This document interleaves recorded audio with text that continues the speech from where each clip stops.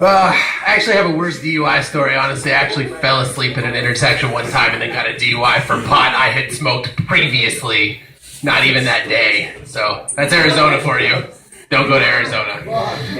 It's a true story. Don't go to Arizona, seriously. So I was working on a joke for this place today and actually forgot it before I wrote it down because of my aforementioned propensity to smoke weed and make terrible decisions. So it's okay when I forget a joke or before I write it down, honestly, because then I can just pretend that that joke is the reason why I'm not famous. Like, if I had written it down, maybe I wouldn't be performing at like 10:30 at the Anchor Bar on a Monday, but instead, because I forgot it, that's why I'm here. I do okay, though. I had sex with like a really hardcore feminist recently for the first time. That was like a new thing for me. It was all right. Honestly, it was a little bit difficult, like getting the 3 forms of photo ID, the notarized issue of consent, having to have her lawyer there to watch the entire time to make sure that I wasn't doing anything objectionable. You know, by the end it was just difficult. I couldn't perform, so I moved on. For me, I pretty much just stick to hookers and homeless women. I feel like I do a lot better there. So, speaking of dirty dicks, have you guys ever heard of Dick's Sporting Goods? It's a real place. They have them in like Colorado. I don't know if they have them here. It's like Sports Authority. They sell a lot of sporting equipment. And so one time my mother decided she was going to buy me some Patriot stuff for Christmas. And so she wanted to take a look at their inventory and see what they had. So she went on the internet and she went to Dicks.com. So I'm not sure if you guys are like internet savvy. Dicks.com is not a sporting goods site. Dicks.com is not a presidential candidate site.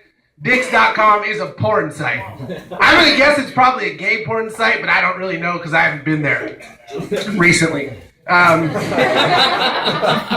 mom does weird shit. She does crazy shit. I like it though because she's able to channel her crazy for good. Like that's not something that I'm able to do. You mentioned Blockbuster, right? Yeah. We went to Blockbuster one time. I rented a video game console. We returned it late, so they wanted to charge us the late fee. We're like 5 minutes late. So my mother, in her infinite wisdom, instead of paying the late fee, decided to scream at the manager until he cried. Not a joke, not hyperbole, not me making it up because he said that. He literally argued with her about a policy of a company that he had no personal investment in until tears were streaming down his face. And then he refunded the money anyway. So next time you're working retail and you're not sure if you want to argue over $14 with this unsuspecting middle-aged woman, you don't, because you don't want to cry over it and the fury is coming. But she does a lot of ridiculous shit. And like I said, she does it for good. She walked out of there. She realized she had stolen a Diet Coke on accident. And I was like, cool, we got a victory trophy. Like, you made that bitch cry. And then also we got a free Diet Coke. But she went back in and paid. Because she's crazy. And good, right? We all have to do the good things. I stole the Coke, I have to pay for it. Except then later that day, we were leaving for a family vacation. And rest of the family had left early. And she was trying to catch up. So she drove 110 miles an hour to make sure that we caught everyone. And by the way, if I'm not here next Monday, it's because she saw a video of me doing this and killed me for telling the story.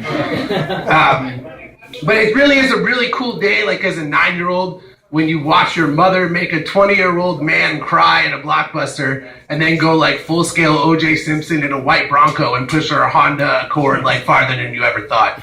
So, pretty ridiculous day for me, guys. That's my time. Thanks.